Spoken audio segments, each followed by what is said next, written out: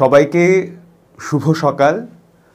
আজকে তোমাদের নেয়া আমার প্রথম ক্লাস প্রভাত কুমার মুখোপাধ্যায়ের লেখা আদরিণী গল্প। এটা তোমাদের টেক্সটের প্রথম গল্প, কিন্তু গল্প শুরুর আগে আজকে যেহেতু তোমাদের সঙ্গে সরাসরি এরকম একটা সংযোগ বা দেখা হওয়া ঘটছে, তাই প্রথমে তোমরা যদি একটা কথোপকথনে যাও, তোমরা কে কোথা থেকে কথা বলছো, কী নাম তোমাদের, একটু যদি আমরা কথোপকথনে যাই, তারপর যদি ক্লাসটা শুরু করা যায়। তা তোমরা যারা কথা বলতে চাইছো একটু হাত তোলো তোমরা এখান থেকে, তাহলে একটু কথা বলা যাবে।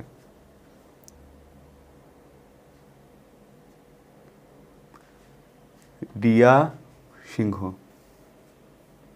তুমি কোথা থেকে বলছো রিয়া? Hello sir. হ্যাঁ, শুনতে পাচ্ছেন? পাচ্ছি। হ্যাঁ স্যার, আমি শিলিগুড়ি থেকে বলছি। আচ্ছা আচ্ছা, এটা প্রথম ক্লাস। শুরু স্যার, কেমন আছেন? বলো। কেমন আছেন স্যার? ভালো আছি। তুমি কেমন আছো? আমি ভালো আছি স্যার। বেশ, ঠিক আছে, ক্লাসটা শুরু করব মন দিয়ে। তোমরা না গল্প যখন শুরু করব, গল্প বা কবিতা যাই শুরু করব কেন, তোমরা একটা পেন্সিল হোক বা একটা হাইলাইটার হোক বা একটা কলম হোক নিয়ে বসবে। যে অংশগুলো দাগাতে বলবো সেগুলো দাগাবে, কেমন? ঠিক আছে স্যার। ঠিক আছে। আর যারা কথা বলতে চাইছো একটু হাত তোলো। হ্যাঁ, সন্দীপন। হ্যাঁ, কেমন আছো?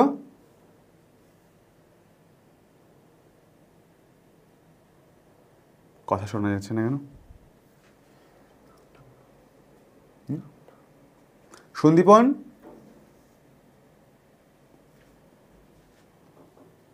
সন্দীপনকে কোনো কারণে শোনা যাচ্ছে না। পরের জন দেখি।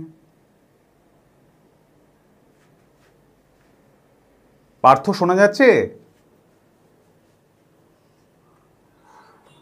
হ্যালো।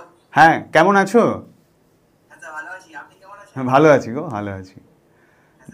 যেটা বলছিলাম যে ক্লাস শুরুর আগে কিন্তু একটা পেন্সিল বা একটা হাইলাইটার কিছু একটা নিয়ে বসবে, কেমন? টেক্সটে তোমরা টেক্সট তো বোধহয় পাওনি, পিডিএফ থেকে তো বোধহয় ওটা প্রিন্ট আউট করে তারপর তো বোধহয় পড়তে হচ্ছে নাকি? বেশ, ঠিক আছে। পরের জন যাই। অন্বেষা। হ্যাঁ, অন্বেষা শোনা যাচ্ছে? হ্যাঁ স্যার, ভালো আছেন? হ্যাঁ, ভালো আছি। তুমি কেমন আছো? হ্যাঁ স্যার, ভালো আছি। ঠিক আছে, বেশ। ক্লাসটা তাহলে এবার একটু শুরু করি, তারপরে আবার সবার সাথে কথা বলছি। একটু ক্লাসটা এগিয়ে নিয়ে যাই, তারপরে সবার সাথে আরও আমাদের আলাপ এগোবে। তোমরা সবাই একটা পেন্সিল বা হাইলাইটার কিছু নিয়ে বসবে। আর ক্লাসটা আমরা না টেক্সটটা পড়তেই, আমরা এখন টেক্সটটা পড়বো। তোমাদের যেহেতু এমসিকিউ, তাই আমরা প্রশ্ন উত্তরটা প্রায় এখানেই এমন করে পড়বো টেক্সটটা, যে আমাদের প্রশ্ন উত্তর যেন খানিকটা এখানেই হয়ে যায়। আবার নতুন করে তো পড়বেই, কিন্তু এখানেই যেন প্রশ্ন উত্তর করতেই যেন আমরা অনেকটা এগিয়ে যেতে পারি। ঠিক আছে, চলো টেক্সটটা শুরু করছি। তার আগে দেখো, প্রভাত কুমার মুখোপাধ্যায়ের একটা জীবনী এখানে তোমাদের দেয়া আছে। ৩রা ফেব্রুয়ারি 1873 তিনি জন্মগ্রহণ করেছিলেন। 5ই এপ্রিল 1932 তিনি মারা গিয়েছিলেন। দেখো, এইগুলো খুব একটা আমাদের আগের সিলেবাসে যখন আমরা পড়েছি, পুরনো যে সিলেবাস ছিল, সেটা খুব একটা জরুরি সেই অর্থে ছিল না, কিন্তু এখন তোমাদের না এটা খুব জরুরি হয়ে গেছে, কারণ তোমাদের সবটাই এমসিকিউ প্রশ্ন উত্তরে চলে এসেছে ব্যাপারটা। তিনি বাংলা সাহিত্যের একজন অপ্রতিদ্বন্দ্বী কথাসাহিত্যিক, ছোট গল্পকার, উপন্যাসিক। রবীন্দ্রনাথের খুব কাছাকাছি ছিলেন আর কি প্রভাত কুমার মুখোপাধ্যায়। পশ্চিমবঙ্গের পূর্ব বর্ধমান জেলার, মানে আমার যে জেলা পূর্ব বর্ধমান, সেই ধাত্রীগ্রামে, মানে তোমাদের এখানে পড়ানোর জন্য আমি যে স্টেশনগুলো পার করে আসি, ধাত্রীগ্রাম তার মধ্যে পড়ে। মামাবাড়িতে প্রভাত কুমার জন্মেছিলেন। তিনি জামালপুর হাই স্কুল থেকে এন্ট্রান্স, পাটনা কলেজ থেকে এফএ এবং 1895 বিএ পাস করেন। তিনি 1901 খ্রিস্টাব্দে আইন পড়তে বিলেতে যান এবং ব্যারিস্টারি পাশ করে 1903 খ্রিস্টাব্দে তিনি দেশে ফিরে আসেন। তার সাহিত্য জীবন শুরু হয় ভারতী নামে একটা পত্রিকা দিয়ে, একটা ম্যাগাজিন, তার নাম ভারতী। পরে গদ্য রচনায় হাত দেন শ্রীমতী রাধামণি দেবী। এটা খুব গুরুত্বপূর্ণ, এখানটা দাগাও। তার ছদ্মনাম, সবার যেমন ছদ্মনাম হয়, রবীন্দ্রনাথের ছদ্মনাম যেমন ভানুসিংহ, আন্ডাগালি পাকরাশি ইত্যাদি নামে তিনি লিখেছেন। সুনীল গঙ্গোপাধ্যায় যেমন নীললোহিত ছদ্মনামে লিখতেন, প্রভাত কুমার লিখেছিলেন রাধামণি ছদ্মনামে। তিনি কুন্তলীর নামে একটা পুরস্কার পেয়েছিলেন। রমা সুন্দরী, নবীন সন্ন্যাসী, রত্নদ্বীপ, জীবনের মূল্য, প্রতিমা উপন্যাসের পাশাপাশি নবকথা, ষোড়শী, গল্পাঞ্জলি, গল্পবিথি, এগুলো তার গল্প সংকলন। তিনি সরল ও অনাবিল হাস্যরসের গল্প লেখক হিসেবে প্রভাত কুমার সমধিক প্রসিদ্ধ। অনেক রকম গল্প লিখেছিলেন। তিনি বাংলার মোপাসা নামে খ্যাত। এখানটাও দাগাও, কি পুরস্কার পেয়েছিল, কি ছদ্মনাম এবং কি নামে তাকে ডাকা হতো। আদরিণী গল্পটি প্রভাত কুমার মুখোপাধ্যায়ের গল্প সমগ্র দ্বিতীয় খণ্ড থেকে নেওয়া, এটাও দাগাও। কিছু বেসিক ইনফরমেশন, যে তিনি কি ছদ্মনামে লিখেছেন, কি প্রাইজ পেয়েছেন, কোন জায়গা থেকে, এটা আমাদের নেওয়া হয়েছে। আচ্ছা, এইবার আমরা গল্পটা শুরু করছি, কেমন? একটু এগোই গল্পটা, তারপর আমরা আবার একটু কথাবার্তায় যাব। তোমাদের যেখানে যার যা প্রশ্ন মনে হবে একটু মাথায় রাখবে, একটু দাগিয়ে রাখবে, ক্লাস শেষে সেটা নিয়ে আমরা আবার আলোচনা করব। আচ্ছা, পাড়ার এটা প্রথম পরিচ্ছেদ, একটা করে পরিচ্ছেদ দেয়া আছে। এটা একদম প্রথম পরিচ্ছেদে কি আছে, প্রভাত কুমার মুখোপাধ্যায়ের লেখা আদরিণী গল্পে। এটা একটা, তোমরা প্রথমে বুঝতেই পারছো, একটা হাতির ছবি দেয়া আছে। গল্পটা পুরো চলবে একটা পশুর সাথে একটা মানুষের যে কি সম্পর্ক হতে পারো। এবং তোমরা আমাকে জানাবে, তোমরা যারা এখন ক্লাস করছো তাদের বাড়িতে অনেকেরই, কারো কারো কুকুর, কারো কারো বেড়াল, কারো কারো কোনো অনেকের ক্ষেত্রে পাখিও থাকে। এই যে একটা পশুর সঙ্গে একটা মানুষের যে সম্পর্ক গড়ে ওঠে, সেটা অনেক কি বলবো, মানুষের থেকে সম্পর্কের থেকে অনেক গভীর এবং সারা জীবনের একটা সম্পর্ক হয়ে থাকে। তো সেটা আমরা দেখতে পাবো যে গল্পটা একটা হাতির সঙ্গে সম্পর্ক। প্রথম পরিচ্ছেদ কি, পাড়ার নগেন ডাক্তার ও জুনিয়র উকিল কুঞ্জবিহারী বাবু বিকেলে পান চিবাইতে চিবাইতে, হাতের ছুরি দুলাইতে দুলাইতে জয়রাম মোক্তারের নিকট আসিয়া বলিলেন, মুখুজ্জেমশাই, পীরগঞ্জের বাবুদের বাড়ি থেকে আমরা নিমন্ত্রণ পেয়েছি, এই সোমবার দিন মেজবাবুর মেয়ের বিয়ে। সবকটা জায়গায় তোমাদের দাগাতে হবে, যেহেতু মানে লাইনগুলোকে নিয়ে বারে বারে প্রশ্ন করতে হবে, তাহলে উত্তরটা সহজ হয়ে আসবে। কি ব্যাপার, একটা বার দেয়া আছে, কি বার, সোমবার। কার বিয়ে, মেজবাবুর মেয়ের বিয়ে। কারা এসে বলছে, পাড়ার নগেন ডাক্তার এবং জুনিয়র উকিল কুঞ্জবিহারী বাবু। কি করছে, হাতের ছুরি দুলাতে দুলাতে এসে কাকে বলছে, জয়রাম মোক্তারকে। তাহলে এখানে তিনটে চরিত্র পেলাম। জয়রাম মোক্তার, যার কাছে এসেছে দুজন, কে কে, পাড়ার নগেন ডাক্তার এবং জুনিয়র উকিল কুঞ্জবিহারী বাবু। একজন ডাক্তার, একজন উকিল, এই জয়রাম মোক্তারের কাছে এসে বলছে আমরা মেজবাবুর মেয়ের বিয়ে নেমন্তন্ন পেয়েছি। সেটা বলতে এসেছে কোত্থেকে, পীরগঞ্জ। কি বার, সোমবার। এইভাবে এই ইনফরমেশনগুলোকে বারে বারে নিজেদের আমাদের প্রশ্ন করলে ব্যাপারটা আরও সহজ হয়ে আসবে। শুনছি নাকি ভারী ধুমধাম হবে, বেনারস থেকে বাই আসছে, এটা দাগাবে। কলকাতা থেকে খেমটা আসছে। বাই মানে বাইজি নাচ, যেটা হতো এখনকার বিয়ে বাড়িতে যেভাবে ব্যান্ড দেখা যায়, ব্যান্ড পার্টি বা একটা আলোর রোশনাই, এই যে এখন যেটা চলে, সেই সময় পুরনো যে সময়, সে সময় বাইজি নাচ, খ্যামটা বলে এক ধরনের একটা গান, এইগুলো হতো। কোথা থেকে কি আসছে, বেনারস থেকে বাই, আর কলকাতা থেকে কি আসছে, খ্যামটা। আপনি নিমন্ত্রণ পেয়েছেন কি, ওরা দুজনে মিলে এসে এখানে জিজ্ঞাসা করে। মোক্তার মহাশয় তাহার বৈঠকখানার বারান্দায় বেঞ্চিতে বসিয়া হুকা হাতে করিয়া তামাক খাইতেছিলেন। আগন্তুকের এই প্রশ্ন শুনিয়া হুকাটি নামাইয়া ধরিয়া একটু উত্তেজিত স্বরে বলিলেন, কীরকম, আমি নিমন্ত্রণ পাবো না কীরকম জানো? আমি আজ 20 বছর ধরে তাদের এস্টেটের বাঁধা মোক্তার। আমাকে বাদ দিয়ে তারা তোমাদের নিমন্ত্রণ করবে, এইটা কি সম্ভব মনে করো? একটু আঁতে লেগেছে, বলছে আমি 20 বছর ধরে তাদের বাঁধা এস্টেটে কাজ করি মোক্তার হিসেবে, তো আমাকে নিমন্ত্রণ না করে কি তোমাদের নিমন্ত্রণ করবে? এই কথাটা জয়রামবাবু বলছেন। জয়রাম মুখোপাধ্যায়কে ইহারা বেশ চিনিতেন, সকলেই চেনে। এইবার তার একটা বৈশিষ্ট্য দেয়া আছে, তিনি কেমন মানুষ ছিলেন একটু ভালো করে দেখি। জয়রাম মুখোপাধ্যায় কেমন মানুষ ছিলেন? অতি অল্প কারণে তাহার তীব্র অভিমান উপস্থিত হয়, অথচ হৃদয়খানি স্নেহে বন্ধুবাৎসল্যে কুসুমের মতো কোমল। খুব অভিমান হয় কথায় কথায়, এবং হৃদয়টা ফুলের মতো নরম। ইহা যে তাহার সঙ্গে কিছুদিন ব্যবহার করিয়াছে সেই জানিয়াছে। উকিলবাবু তাড়াতাড়ি বলিলেন, না না, সে কথা নয়, সে কথা নয়। আপনি রাগ করলেন মুখুজ্জেমশাই, আমরা কি সেভাবে বলেছি? এ জেলার মধ্যে এমন কে বিষয়ী লোক আছে যে আপনার কাছে উপকৃত নয়, আপনার খাতির না করে? আমাদের জিজ্ঞাসা করবার তাৎপর্য এই ছিল যে আপনি সেদিন পীরগঞ্জে যাবেন কি। এইবার ওরা বলছে, না না, তা আমরা বলতে চাইনি, আপনিও সেদিনকে নিমন্ত্রণ পেয়েছেন কি, আপনি যাচ্ছেন কি না এটা জানতেই এসেছি। এটুকু নিশ্চয়ই তোমাদের কাছে পরিষ্কার যে দুজন এসে জিজ্ঞাসা করছে যে এই সোমবার দিনকে মেয়ের যে বিয়ের নেমন্তন্ন আছে, আপনি সেদিনকে যাচ্ছেন নাকি। মুখোপাধ্যায় নরম হইলেন, বলিলেন, ভাইরা বসো বসো বলিয়া সম্মুখস্থ একখানি বেঞ্চ দেখাইয়া দিলেন। উভয়ে উপবেশন করিলে বলিলেন, পীরগঞ্জে গিয়ে নিমন্ত্রণ রক্ষা করা আমার পক্ষে একটু কঠিন বটে। সোমমঙ্গল দুটো দিন কাছারি কামাই হয়, অথচ না গেলে তারা ভারী মনে দুঃখিত হবে। তোমরা যাচ্ছ? এবার জয়রাম ওদের দুজনকে জিজ্ঞাসা করছে যে সোম মঙ্গলবার কাছারিটা কামাই হবে, আমি তো কাজকর্ম করি, তোমরা যাচ্ছ কি?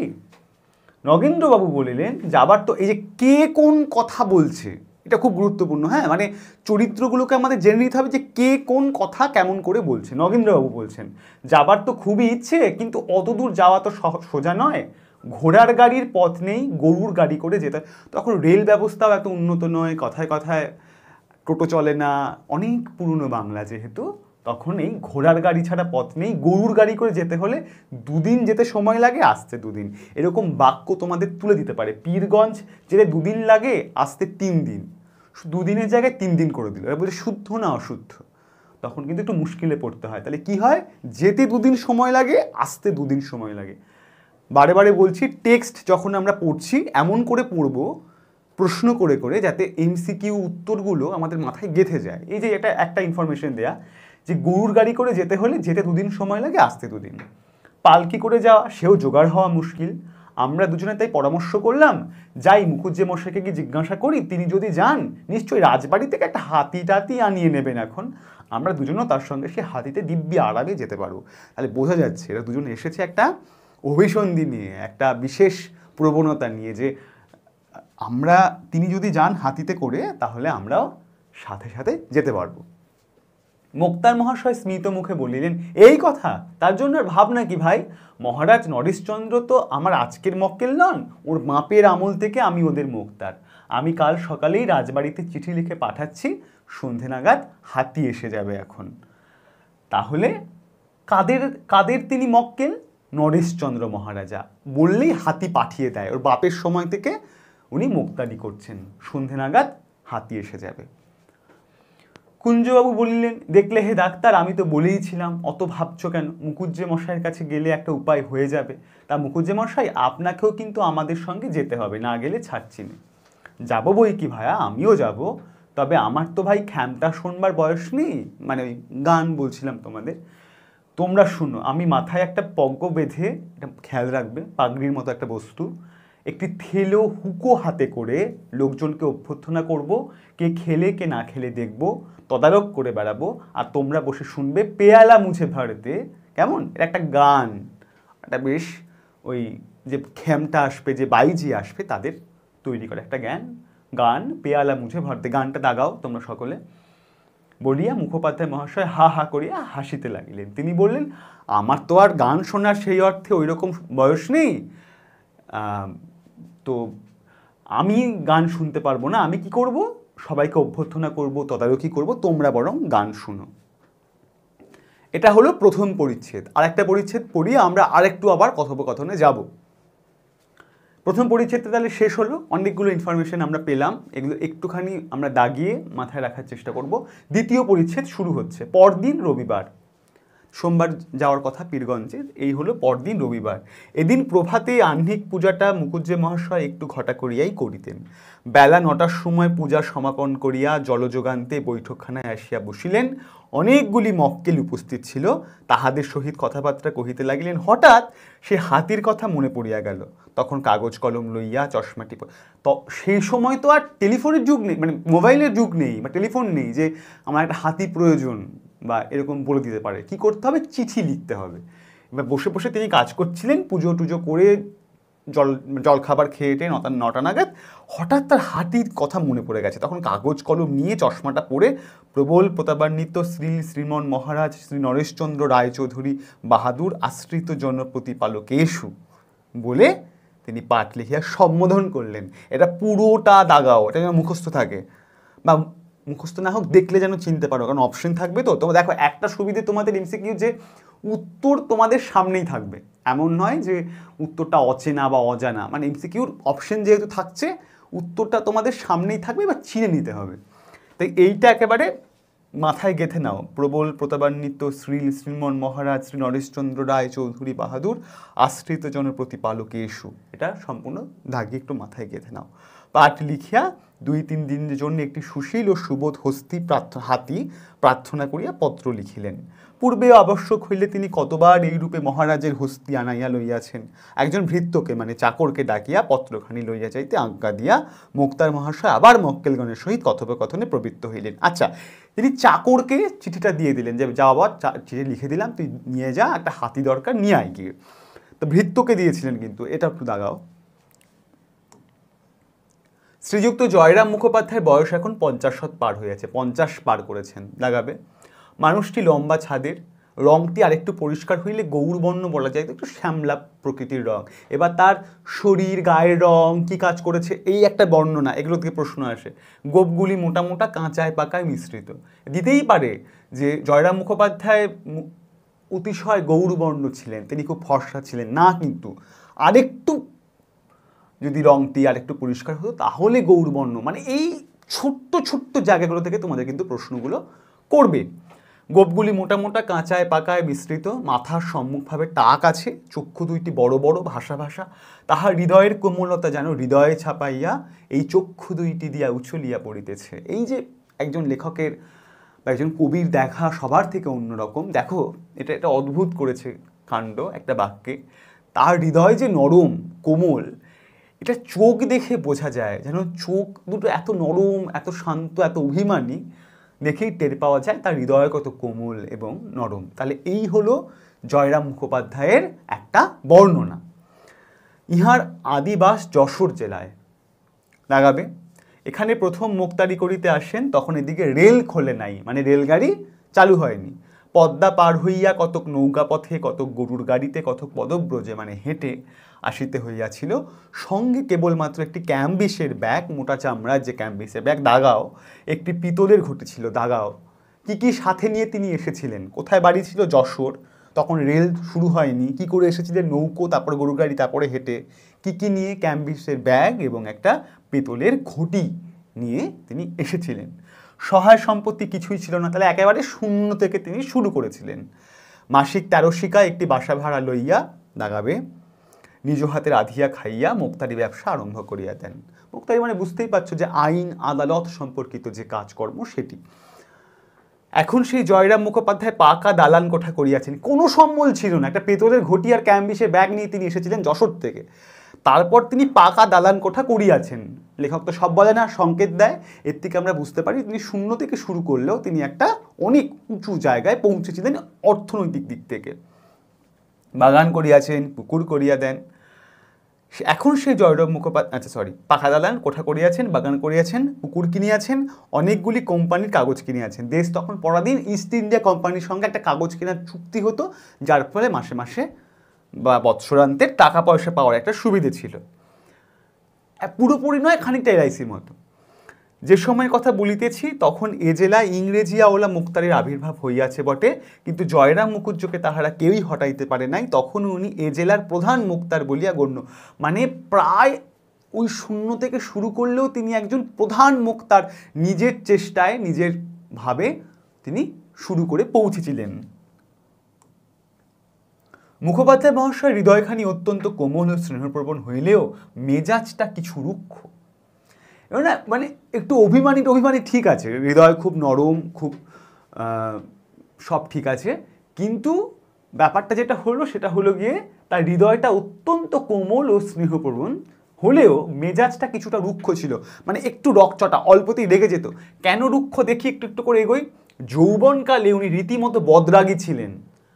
এখন রক্ত অনেকটা ঠান্ডা হইয়া আসিয়াছে, সেকালে হাকিমেরা একটু অবিচার অত্যাচার করিলেই মুখুজ্জে মহাশয় রাগিয়া চেঁচাইয়া অনর্থপাত করিয়া তুলিতেন। একদিন এজলাসে এক ডেপুটির সহিত ইহার বিলক্ষণ বচসা হইয়া যায়। বিকেলে বাড়ি আসিয়া দেখিলেন তাহার মঙ্গলা গাই একটি এঁড়ে বাছুর প্রসব করিয়াছে। তখন আদর করিয়া উক্ত ডেপুটি বাবুর নামে বাছুরটির নামকরণ করিলেন। আমরা শুনতাম না এরকম একটা কথা, যে এরকম যদি হয় তোর নামে আমি কুকুর পুষব, এই যে একটা বাক্যবন্ধ বলা হয়, একটু অসম্মানার্থেই বলা হয়। তো তিনি এমন বদরাগী ছিলেন, একটা ডেপুটির সঙ্গে কোর্টে একটা মতান্তর হয়, ঠিকঠাক করে ব্যাপারটা সংঘাত হয়। তিনি বাড়ি এসে দেখা একটা গরুর এঁড়ে বাছুর হয়েছে, তিনি বাছুরের নাম সেই ডেপুটির নামে দিয়ে দেন। এটা প্রধান রুক্ষ মেজাজের উদাহরণ, প্রথম একটা পেলাম। এইবার যে ডেপুটি বাবুর নামে বাছুরের নাম রাখা হয় তিনি লোক পরম্পরায় ক্রমে এ কথা শুনিয়াছিলেন এবং বলা বাহুল্য নিতান্ত প্রীতিলাভ করেন স্বাভাবিক। কোনো মানুষ যদি শুনে একটা বাছুরের নামে তার নামকরণ করা হয়েছে তাহলে খুব একটা আনন্দের কথা নিশ্চয়ই নয়। তিনি রেগে গেছিলেন। আর একবার এক ডেপুটির সম্মুখে মুখুজ্জে মহাশয় আইনের তর্ক করিতেছিলেন, কিন্তু হাকিম কিছুতেই ইহার কথায় সাই দিতেছিলেন না। অবশেষে রাগের মাথায় জয়রাম বলিয়া বসলেন, আমার স্ত্রীর যতটুকু আইন জ্ঞান আছে হুজুরের তাও নেই দেখছি। মানে আমার স্ত্রী বা বউ যতটুকু আইন জ্ঞান জানে আপনার দেখছি তাও নেই। এটা একদম ফট করে একদম সামনে বলে বসেছিল ডেপুটিকেই, আরেকজন ডেপুটিকে। দুটো উদাহরণ আমরা পেলাম এখানে, এটা আমরা মাথায় রাখবো। সেদিন আদালত অবমাননার জন্য মোক্তার মহাশয়ের 5 টাকা জরিমানা হয়েছিল। দাগাও এখানে সবাই ক টাকা জরিমানা হয়েছিল? 5 টাকা। এই আদেশের বিরুদ্ধে তিনি হাইকোর্ট অব্দি লড়িয়াছিলেন। সর্বশুদ্ধ 1700 টাকা ব্যয় করিয়া এই 5টা টাকা জরিমানা হুকুম রহিত করিয়াছিলেন। 5 টাকা জরিমানার জন্য তিনি 1700 টাকা ব্যয় করে এই হুকুম তিনি কাটিয়েছিলেন। যে 1700 মানে 5 টাকার জন্য 1700 টাকা, তাও তিনি মান সম্মানটা বাঁচাবেন এবং নিজের বদরাকি মনোবৃত্তিকে অক্ষুণ্ণ রাখবেন, ঠিকঠাক রাখবেন। মুখোপাধ্যায় যেমন অনেক টাকা উপার্জন করিতেন তেমনি তাহার ব্যয়ও যথেষ্ট ছিল। তিনি অকাতরে অন্নদান করিতেন। তিনি প্রচুর মানুষকে খাওয়াতেন। মানে এমন নয় অনেক উপার্জন করেছে বলে নিজেই ভোগ করেছে তা নয়, লোকের জন্য পুকুর কাটিয়ে দেয়া, লোককে খাবার খাওয়ানো, এই কাজটা তিনি করতেন। তিনি অকাতরে অন্নদান করিতেন। অত্যাচারিত উৎপীড়িত গরিব লোকেরা মোকদ্দমা তিনি কত সময় বিনা ফিজে এমনকি নিজে অর্থব্যয় পর্যন্ত করিয়া চালাইয়া দিয়াছেন। মানে নিজে টাকা নিজে অন্যের তো ব্যয় করেইছেন, এমনকি কেসের জন্য টাকা পর্যন্ত নেননি। এটা তিনি বারে করতেন। প্রতি রবিবার, কোনবার দাগাও, অপরাহ্নকালে অর্থাৎ বিকেলবেলার দিকে পাড়ার যুবক বৃদ্ধগণ মোক্তার মহাশয়ের বৈঠকখানায় সমবেত হইয়া তাস পাশা খেলিয়া থাকেন। অদ্য মানে আজকেও সেইরূপ অনেকে আগমন করিয়াছেন। পূর্বোক্ত সেই ডাক্তারবাবু, উকিলবাবু, গল্পের শুরুতে যে দুজন ছিল, হাতিকে বাঁধিবার জন্য বাগানে খানিকটা স্থান পরিষ্কৃত করা হইতেছে। হাতি রাত্রে খাইবে বলিয়া বড় বড় পাতাশুদ্ধ কয়েকটা কলা গাছ ও অন্যান্য বৃক্ষের ডাল কাটাইয়া রাখা হইতেছে। হাতি এখনো আসেনি, কিন্তু হাতি আসবে বলে গাছের ডাল, কলা পাতা এসব কেটে একটা জায়গায় পরিষ্কার করে রেখে দেওয়া হয়েছে। আর রবিবার দিন সবাই আড্ডা মারছে সন্ধ্যের দিকে। আচ্ছা, মোক্তার মহাশয় সেই সমস্ত তদারক করিতেছেন। মাঝে মাঝে বৈঠকখানায় আসিয়া কোনো ব্রাহ্মণের হাত হইতে, জাতপাত প্রথা তখন ভয়ঙ্কর, হুকাটি লইয়া দাঁড়াইয়া 2-4 টান দিয়া আবার বাহির হইয়া যাইতেছেন। হাতি যেখানে এসে খাবে সেটা দেখছে। সন্ধ্যার কিছু পূর্বে জয়রাম বৈঠকখানায় বসিয়া পাশা খেলা দেখিতেছিলেন। তখন তো আড্ডার আর ওই ফ্রি ফায়ার গেম নেই, ওই পাশা, তাস, দাবা এসব আর কি খেলা তখন হতো। এমন সময় সেই পত্রবাহক, সেই ভৃত্য যাকে দিয়ে পাঠানো হয়েছিল চিঠি হাতির জন্য, সে আসিয়া বলিল, হাতি পাওয়া গেল না। কুঞ্জবাবু নিরাশ হইয়া বলিয়া উঠিলেন, পাওয়া গেল না? নগেন্দ্রবাবু বললেন, তাই তো, সব মাটি। মুক্তার মহাশয় বললেন, কেন রে, হাতি পাওয়া গেল না কেন? চিঠি জবাব এনেছিস? ভৃত্য বলিল, আজ্ঞে না, দেওয়ানজিকে গিয়ে চিঠি দিলাম। তিনি চিঠি নিয়ে মহারাজের কাছে গেলেন। খানিক বাদে ফিরে এসে বললেন, বিয়ের নিমন্ত্রণ হয়েছে, তার জন্য হাতি কেন, গরুর গাড়িতে আসতে বলো। একটা অত্যন্ত অসম্মান তাকে করা হয়েছে। বলছে হাতি আবার কি, হাতি রাতি লাগবে না, পারলে গরুর গাড়িতে করে আসতে বলো। এই অসম্মানটা খুব জয়রামের বুকে বেজেছে, খুব কষ্ট হয়েছে তার। এবং দেখো, অসম্মানটা যখন করছে তখন সব বন্ধু, সব ওর সমবয়সী মানুষেরা তখন সে আড্ডাটায় উপস্থিত, মানে প্রেস্টিজে লেগেছে বলা চলে আজকের ভাষায়। এই কথা শুনিবা মাত্র জয়রাম ক্ষোভে, লজ্জায়, রাগে, রোষে যেন একেবারে ক্ষিপ্তপ্রায় হইয়া উঠিলেন। তাহার হাত পা ঠকঠক করিয়া কাঁপিতে লাগিল, 2 চক্ষু দিয়া রক্ত ফাটিয়া পড়িতে লাগিল, মুখমণ্ডলের শিরা উপশিরাগুলো স্ফীত হইয়া উঠিল। কম্পিত স্বরে ঘাড় বাঁকাইয়া বারংবার পড়িতে লাগিলেন, হাতি দিলে না বলে তিনি বারবার বলছেন। কি বলছেন দাগাও, এটা তার কি চেহারা হচ্ছে, চোখ মুখ রাগে, সেটা একটু দেখে নাও। সমবেত ভদ্রলোকগণ ক্রীড়া বন্ধ করিয়া হাত গুটাইয়া বসিলেন। কেহ কেহ বলিলেন, তার আর কি করবেন মুখুজ্জে মশাই, পরের জিনিস, জোর তো নেই।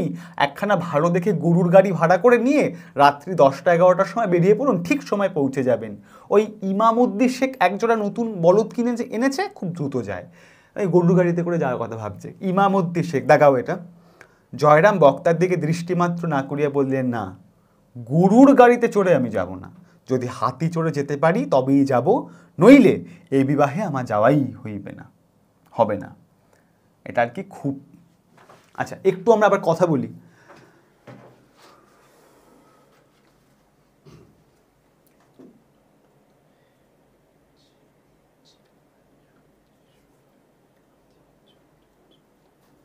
ঠিক আছে।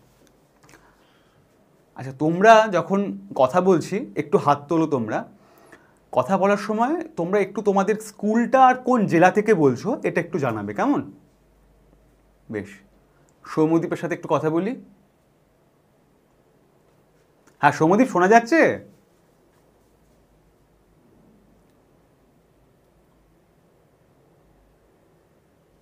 সৌম্যদীপ, হ্যাঁ, তুমি কোন জেলা থেকে বলছো একটু বলো।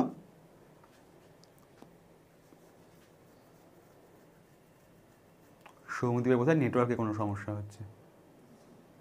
তুমি একটু লিখে জানাও, যাদের নেটওয়ার্কের সমস্যা হচ্ছে একটু লিখে জানাও। রোশনি শুনি, রোশনিকে যাই।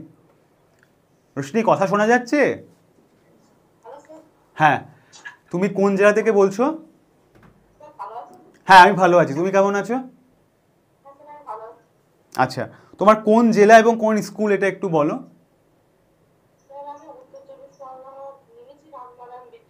আচ্ছা ঠিক আছে, বেশ।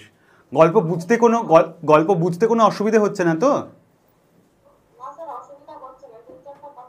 বলো।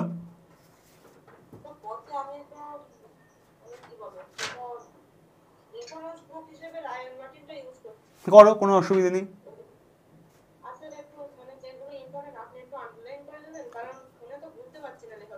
ঠিক আছে ঠিক আছে, আমি বলে দিচ্ছি। আমি যখন পড়াচ্ছি দেখো বলে দিচ্ছি কোথায় কোথায় আন্ডারলাইন করতে হবে। আর গল্প বলো। আচ্ছা আচ্ছা, বেশ বেশ বেশ, ঠিক আছে, আমি করে দিচ্ছি আন্ডারলাইন। ঠিক আছে, বেশ। পরের জন যাই। ঠিক আছে, হ্যাঁ ঠিক আছে। সৌমিককে দেখি। হ্যাঁ সৌমিক, শোনা যাচ্ছে?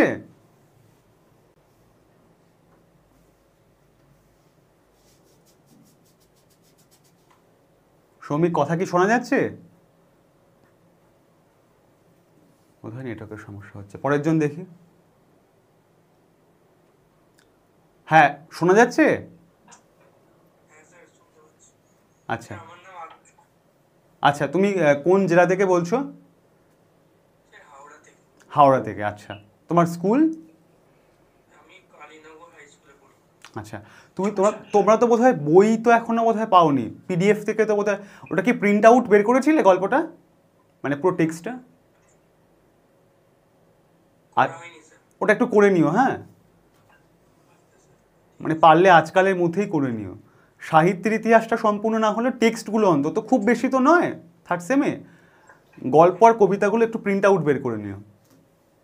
তুমি যেহেতু হাওড়ায় রয়েছো, শিয়ালদা বা কাছাকাছি, তোমাদের তো প্রিন্ট আউট অনেক সস্তায় সহজে পাওয়া যায়, ওটা একটু করে নিও। আর ক্লাসটা করো মন দিয়ে, আমি যেগুলো বলছি আন্ডারলাইন করতেগুলো করো, এবং সমস্যা হলে আমাকে জানিও যে কোথায় বুঝতে অসুবিধা হচ্ছে। এই গল্পটা একটু পুরনো সময়ের গল্প, তাই তার চেহারাটা, অনেক জিনিসপত্র একটু অচেনা তোমাদের। আমি শুরু করলাম এটা দিয়েই আর কি।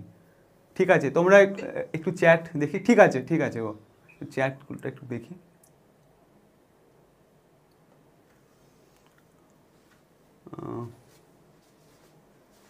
হ্যাঁ আন্ডারলাইন করে দিচ্ছি, হ্যাঁ ঠিক আছে। চলো আমরা পরেরটা এগোচ্ছি। তৃতীয় পরিচ্ছেদ শুরু করছি। দুটো পরিচ্ছেদ আমাদের পড়ানো হলো।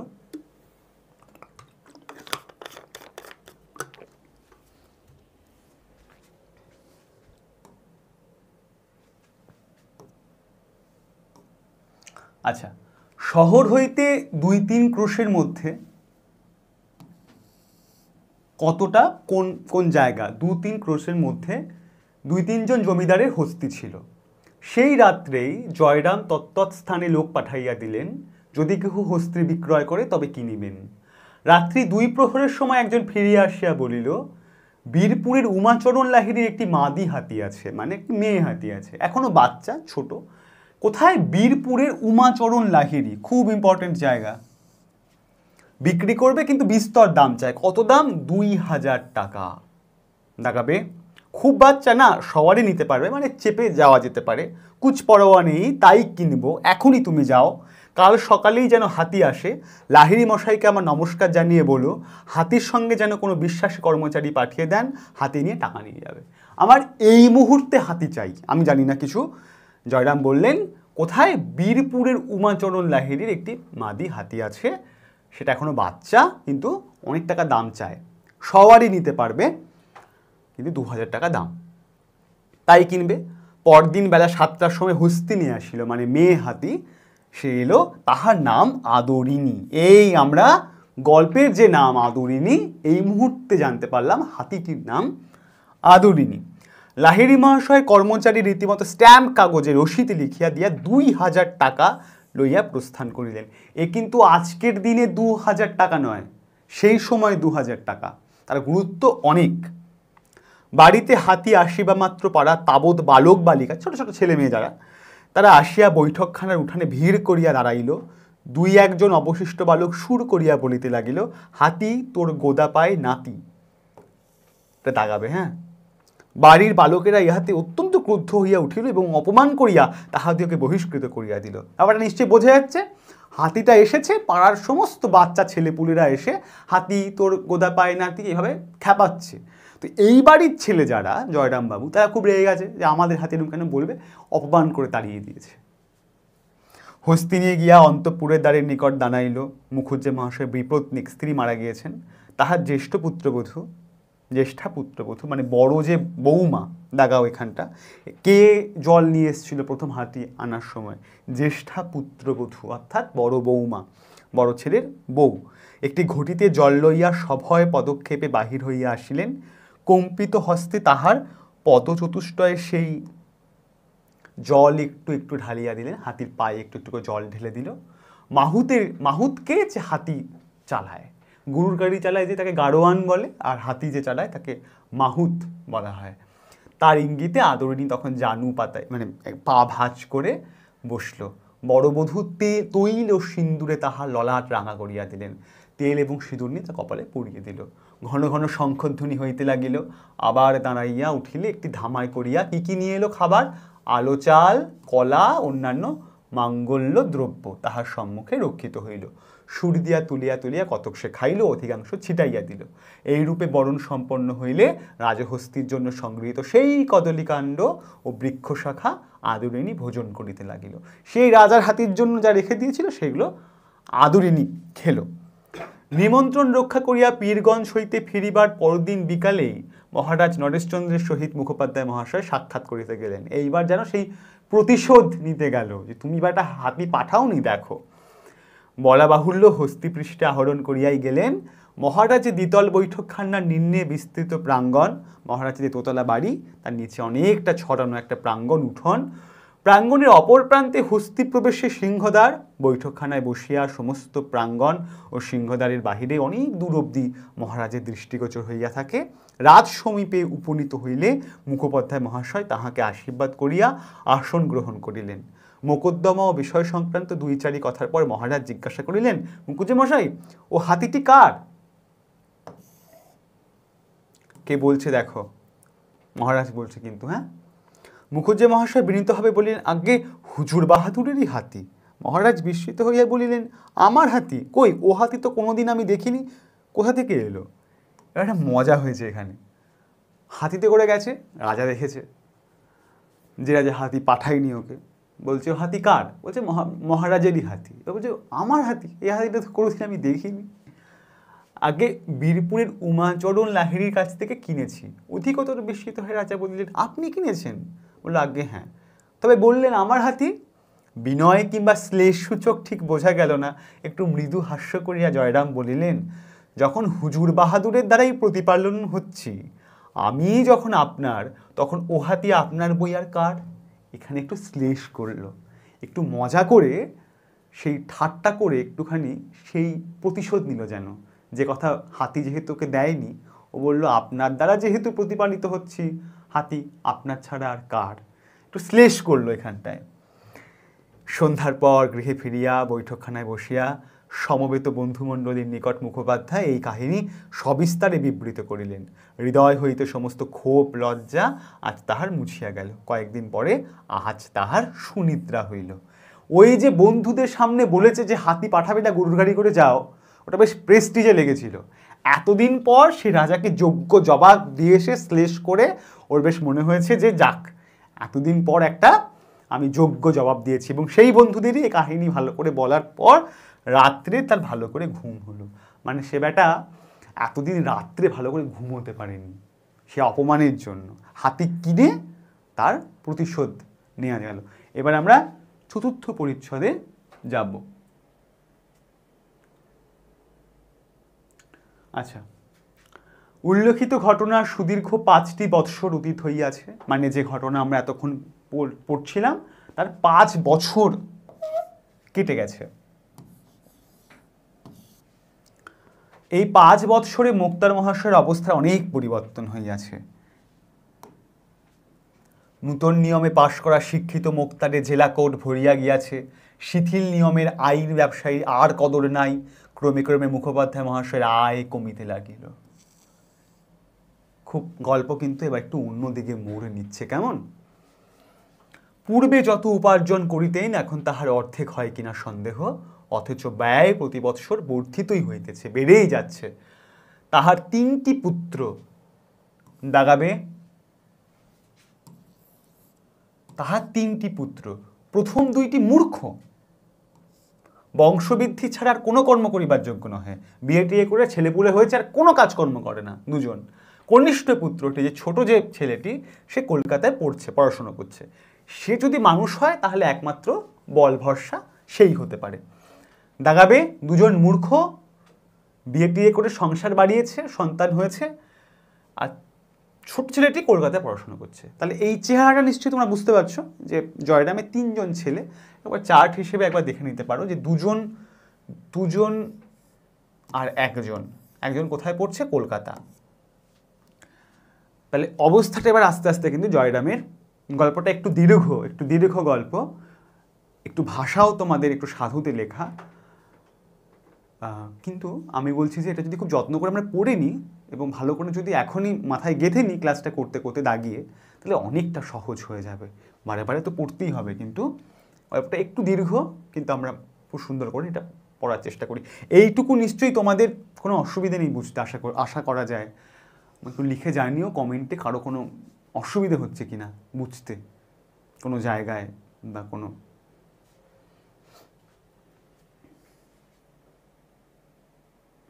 আচ্ছা, নেটওয়ার্ক প্রবলেম, হ্যাঁ সেটা হলো কি পরে তো রেকর্ড ক্লাস থাকবে, দেখো ঠিক আছে। একটু জানাও তোমাদের কোনো অসুবিধা হচ্ছে কিনা বুঝতে। একটু দীর্ঘ গল্পটা, কিন্তু শেষে গল্পটার একটা অদ্ভুত মোচড় আছে। ঠিক আছে, অসুবিধা হলে কিন্তু বলবে। হ্যাঁ ঠিক আছে, বেশ। আমি আস্তে আস্তে এগোবো, খুব অল্প অল্প করে এগোচ্ছি। তোমরা ছবির মতো একদম সিনেমা যেভাবে দেখো, আমি খুব গল্প করার মতো করে পড়াচ্ছি, একদম সিনেমার মতো করে দেখতে দেখতে ছবিগুলো যাও, যাতে ক্লিয়ার হয়। কোনো অসুবিধা হলেই আমাকে বলবে।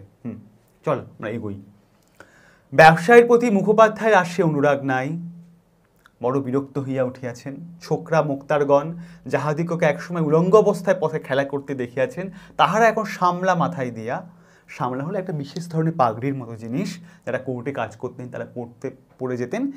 এই যে মুখোপাধ্যায় মহাশয়ের বয়স হয়ে যাচ্ছে, সেখানে বয়স হচ্ছে তো যেটা কাজকর্ম সেভাবে আর না করতে পারছেন না, বুঝলে। এবং যাদেরকে ছোট্ট অবস্থায় দেখেছেন তারা বড় হয়ে কেউ কেউ আদালতে কাজকর্ম করছে, তারা সামলা ব্যবহার করিতেন না। এই বাক্যটা দিতে পারে, হ্যাঁ, যে মুখোপাধ্যায় মহাশয় সামলা ব্যবহার করিয়া যাইতেন কোর্টে। একদম ভুল, যেতেন না। কি করতেন? মাথায় পাগড়ি বাঁধতেন। আর একটা স্টাইল ছিল আর কি সেই সময়ে, হ্যাঁ, ওই হাতে ছড়ি নেওয়া, তামাক খাওয়া, পান খাওয়া, মাথায় পাগড়ি বাঁধা, এ আমাদের পুরনো বাংলা। তোমরা কেউ হুকোকেও দেখেছো? হুকো এখন চলে গেছে, অনেকের বাড়িতে কোনোভাবে সংরক্ষিত থাকে হুকো।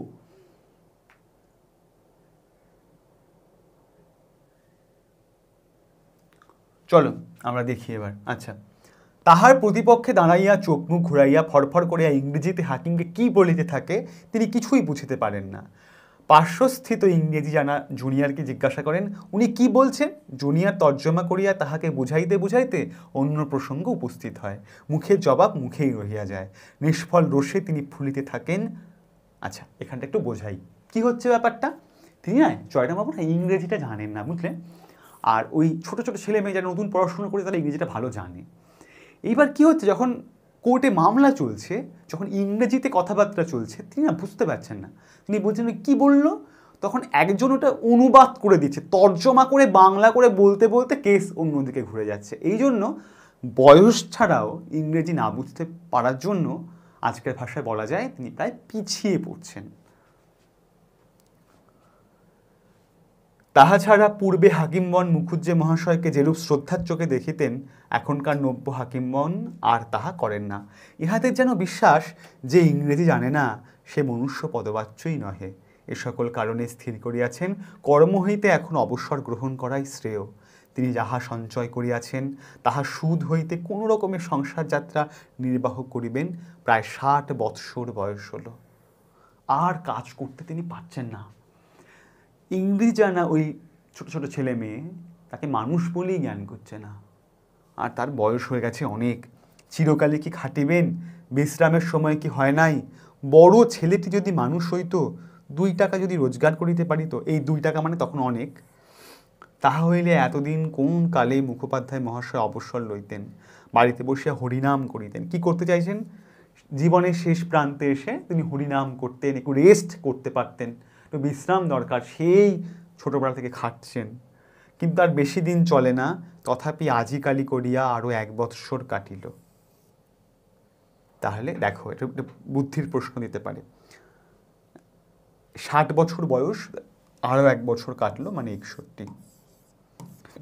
দাগাবে, যেগুলো দাগাচ্ছি আমি হাইলাইট করে দিচ্ছি, একটু দাগাবে তোমরা, কেমন?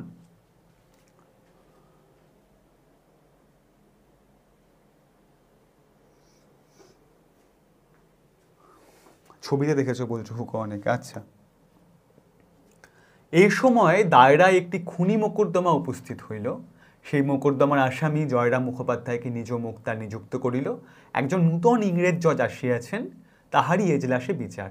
3 দিন যাবৎ মোকদ্দমা চলিল। অবশেষে মোক্তার মহাশয় উঠিয়া জজ সাহেব বাহাদুর ও এসেসার মহোদয়গণ বলিয়া বক্তৃতা আরম্ভ করিল। বিচার যিনি করেন, বিচারপতি, তাকে যারা পরামর্শ দেন তাকে এসেসার বলা হয়। বক্তৃতা শেষে এসেসারগণ মুখোপাধ্যায়ের মক্কেলকে নির্দোষ সাব্যস্ত করিলে জজ সাহেবও তাহাদের অভিমত স্বীকার করিয়া আসামিকে অব্যাহতি দিলেন। তিনি একটা একজনের একটা খুনের মোকদ্দমা উপস্থিত হয়েছিল, তার পক্ষে তিনি রায় দিয়ে তাকে নির্দোষ প্রমাণ করলেন, তিনি খুনি নয়। জজ সাহেবকে সেলাম করিয়া মুক্তার মহাশয় নিজ কাগজপত্র বাঁধিতে চান মামলা শেষে। এমন সময় জজ সাহেব পেশকারকে জিজ্ঞাসা করিল, যিনি পেশকার নিজে বসে থাকেন, হেল্প করেন কাগজপত্র দিয়ে, এই উকিলটির নাম কি? পেশকার বলিল, ইহার নাম জয়রাম মুখার্জি, যিনি উকিল নহেন, মোক্তার, উকিলের থেকে একটু নিম্ন পদস্থ যিনি। প্রসন্ন হাস্যের সহিত জজ সাহেব জয়রামের প্রতি চাহিয়া বলিলেন, আপনি মোক্তার? জয়রাম বলিলেন, হ্যাঁ হুজুর, আমি আপনার তাঁবেদার, মানে আপনার অনুগত। জজ সাহেব পূর্ববৎ বলিলেন, আপনি মোক্তার? আমি মনে করিয়াছিলাম আপনি উকিল। যে রূপ দক্ষতার সহিত আপনি মোকদ্দমা চালাইয়াছেন, আমি ভাবিয়াছিলাম আপনি এখানকার একজন ভালো উকিল। মানে এই মোক্তারি করতে করতে করতে করতে এমন একটা অভিজ্ঞতা তার চলে এসেছে, তিনি বেশ খুব সুনামের সাথে খুব ভালোভাবে তাকে নির্দোষ প্রমাণ করতে পেরেছে। এই জন্য বলছে যে আমি ভেবেছি আপনি একজন উকিল।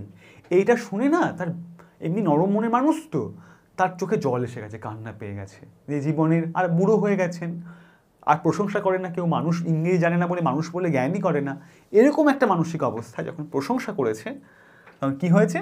এই কথাগুলি শুনিয়া মুখোপাধ্যায় সে ডাগর চক্ষু দুটি জলে পূর্ণ হইয়া গেল। হাত দুটি জোর করিয়া কম্পিত কণ্ঠে বলিলেন, না হুজুর, আমি উকিল নহি, আমি একজন মোক্তার মাত্র, তাও সেকালে শিথিল নিয়মের একজন মূর্খ মোক্তার। ইংরেজি জানি না হুজুর। আপনি আজ আমার যে প্রশংসা করিলেন, আমি জীবনের শেষ দিন অবধি তাহা ভুলিতে পারিব না। এই বুড়া ব্রাহ্মণ আশীর্বাদ করিতেছে, হুজুর হাইকোর্টে জজ হন। বলে, আপনি অনেক বড় হবেন, হাইকোর্টে জজ হবেন, আপনি আমায় এত প্রশংসা করলেন, আমি সামান্য একজন মোক্তার মাত্র। বলিয়া ঝুঁকিয়া সেলাম করিয়া মোক্তার মহাশয় এজলাস হইতে বাহির হইয়া আসিলেন। ইহার পর তিনি কাছারি যান নাই। আর তিনি আদালতে কাছারিতে তিনি কখনো যায়নি এই ঘটনার পর। আচ্ছা, এবার আমরা পঞ্চম পরিচ্ছেদ যাব। যেখানে অসুবিধা হবে আমাকে সঙ্গে সঙ্গে কমেন্টে জানাবে যে কোথায় অসুবিধা হচ্ছে। আমরা পঞ্চম পরিচ্ছেদ শুরু করব। আশা করি তোমাদের অসুবিধা হচ্ছে না।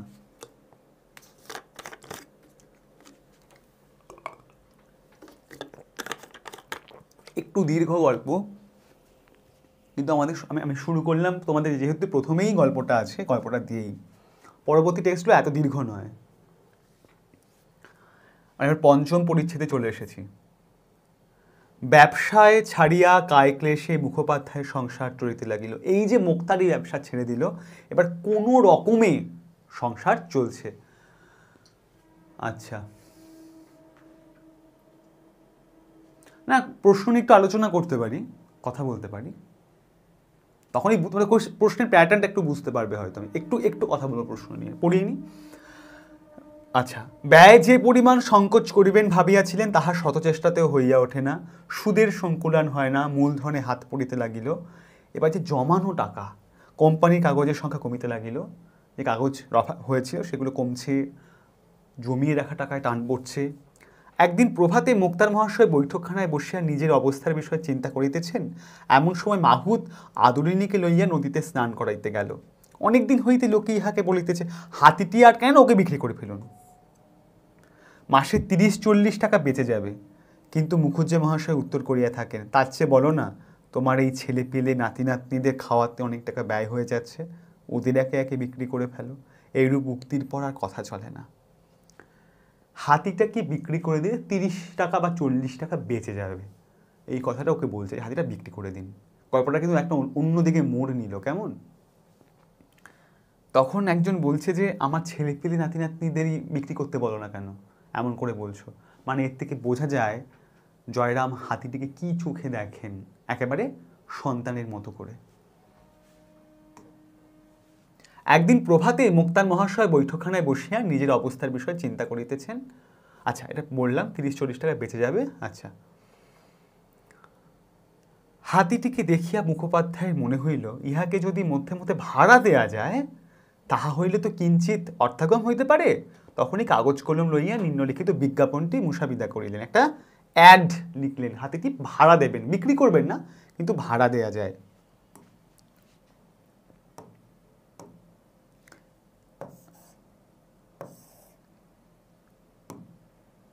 আচ্ছা, তোমরা এই বিজ্ঞাপনটা একটু খেয়াল রাখো। বিবাহের শোভাযাত্রা, দূর দূরান্তে গমনাগমন প্রভৃতি কার্যের জন্য নিম্ন স্বাক্ষরকারীর আদরিণী নাম্নী হস্তিনী ভাড়া দেয়া যাইবে। ভাড়া প্রতি রোজ 3 টাকা মাত্র। 3 টাকা লাগা বেটা, 3 টাকা ভাড়া প্রতিদিন লাগবে হাতিটির। হস্তিনী খোরাক 1 টাকা এবং মাহুতের খোরাকি 8 আনা। একুনে 4 টাকা 8 আনা ধার্য হইয়াছে। এটা একটু অচেনা আমাদের কাছে, এই 8 আনার যে ভাবে প্রকাশ করতে, এটা খেয়াল রাখো। যাহার আবশ্যক হইবে নিম্ন ঠিকানায় তত্ত্ব লইবেন। শ্রী জয়রাম মুখোপাধ্যায়, মুক্তার চৌধুরী পাড়া, তার পাড়ার নাম পেলাম। এই বিজ্ঞাপনটি ছাপাইয়া শহরের প্রত্যেক ল্যাম্প পোস্টে, প্রতিবাসস্থ বৃক্ষকাণ্ডে এবং অন্যান্য প্রকাশ্য স্থানে আঁটিয়া দেওয়া হইল। কি হলো? বিজ্ঞাপনটি লিখে ল্যাম্প পোস্টে, গাছে, বিভিন্ন জায়গায় আটকে দেওয়া হলো যে আমার হাতিটি ভাড়া দেওয়া হবে, মাহুতের খরচ এবং হাতিটির কি খোরাক দেখো লেখা আছে। হাতির জন্য 1 টাকা, মাহুতের জন্য 8 আনা মোট, আর 3 টাকা রোজ, মানে মোট 4 টাকা 8 আনা লাগবে। কোথায় কোথায় রেখেছে? ল্যাম্পপোস্ট, গাছের কাণ্ডে এবং অন্যান্য যেখানে খোলামেলা জায়গা, তোমরা দেখেছো সিনেমার যে পোস্টার পড়ে বা নাটক হলে যে পোস্টার যেমন করে প্রকাশ্য জায়গায় পড়ে, তেমন করেই এখানে পোস্টার পড়েছে। বিজ্ঞাপনের ফলে মাঝে মাঝে লোক হস্তি ভাড়া লইতে লাগিল বটে, কিন্তু তাহাতে 15 কোটি টাকার বেশি আয় হইল না। অনেক ইনফরমেশন কিন্তু লাগাবে এখানটা।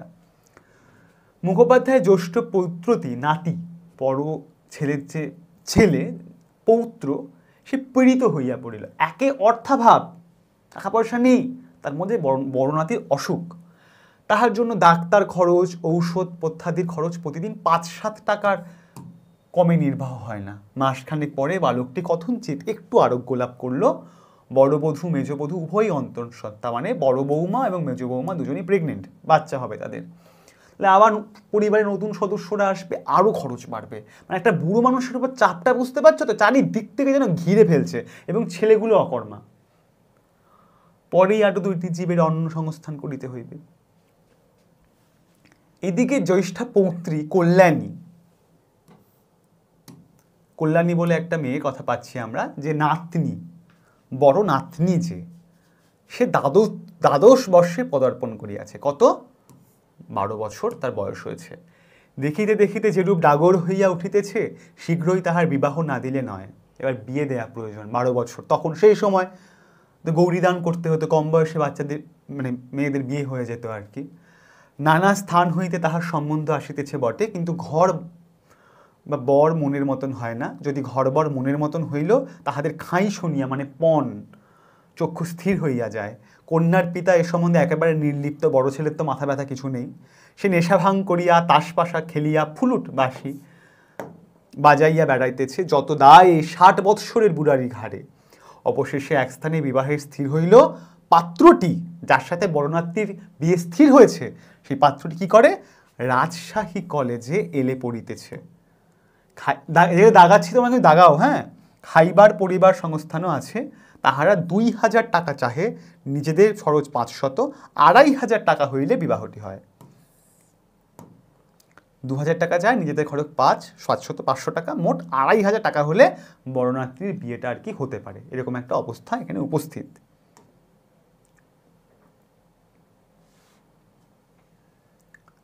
কোম্পানির কাগজের বান্ডিল দিন দিন ক্ষীণ হইতেছে, তাহা হইতে 2500 বাহির করা বড়ই কষ্টকর হইয়া দাঁড়াইল। আর শুধু তো একটি নহে, আরও নাতনিরাও আছে রইয়াছে, তাহাদের বেলায় কি উপায় হইবে? এই সকল ভাবনা চিন্তার মধ্যে পড়িয়া মুখোপাধ্যায় মহাশয়ের শরীর ক্রমে ভগ্ন হইয়া পড়িতে লাগিল। সেই সুন্দর দেখতে প্রায় গৌরবর্ণ কাছাকাছি একটা মানুষ, ডাগর চোখের কোমল হৃদয়ের মানুষটির শরীর এবার ভেঙে পড়তে শুরু করলো।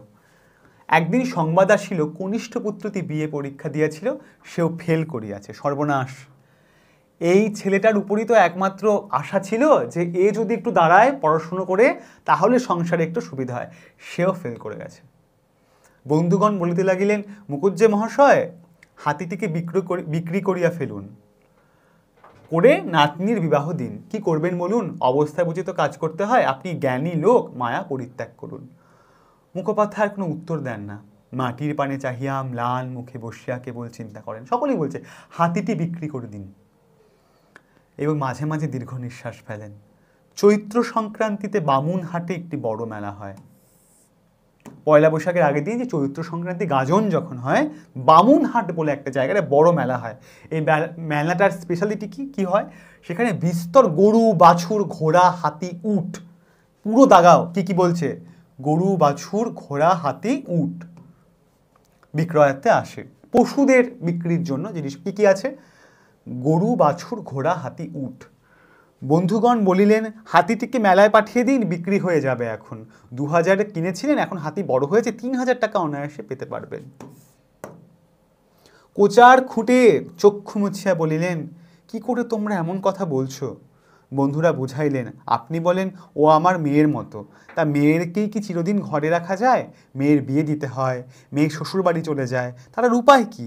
তবে পোষা জানোয়ার অনেক দিন ঘরে রয়েছে, মায়া হয়ে গেছে, একটু দেখে শুনে কোনো ভালো লোকের হাতে বিক্রি করলেই হয়, যে বেশ আদর যত্নে রাখবে, কোনো কষ্ট দেবে না, এমন লোককে বিক্রি করবেন।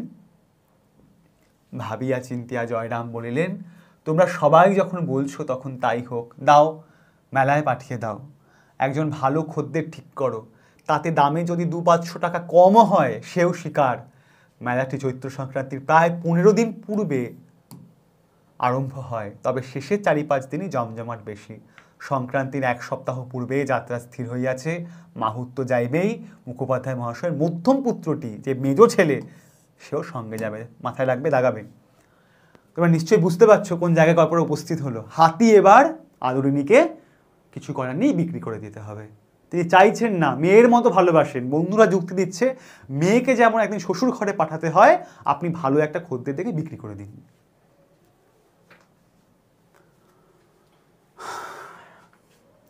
যাত্রার প্রত্যুষে, আচ্ছা মেজো ছেলের সঙ্গে যাচ্ছে, বামুনহাটের মেলায় 15 দিন আগে থেকে শুরু হয়, কিন্তু 4-5 দিন আগে থেকে মেলাটা বেশ জমজমাট হয়।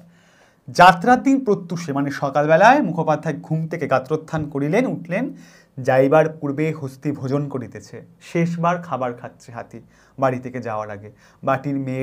বাড়ির মেয়েরা বালক বালিকাগণ সজল নেত্রে মানে ভেজা চোখে বাগানে হস্তির কাছে দাঁড়াইয়া। খড়ম, তখন সেই সময় হুকো, পান, পাগড়ি, জুতো নেই, খড়ম, পুরনো সময় যেহেতু, খড়ম পায়ে দিয়া মুখোপাধ্যায় মহাশয় সেখানে গিয়া দাঁড়াইলেন। পূর্বদিন 2 টাকা রসগোল্লা নাইয়া রাখিয়াছিলেন দাগাবে, ভৃত্য সেই হাড়ি হাতে করিয়া আসিয়া দাঁড়াইল।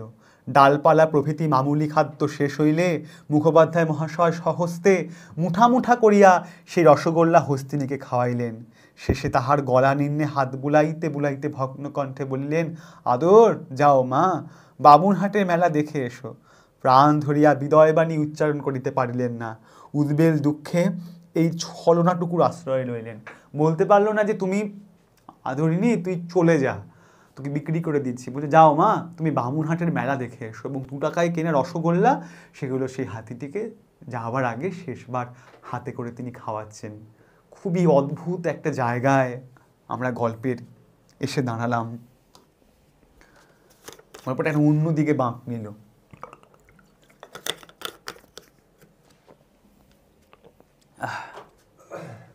বুঝতে পারছো যে কোন মন থেকে জয়রাম হাতিটিকে বিক্রি করছেন, চাইছেন না কিন্তু কোনো উপায় নেই।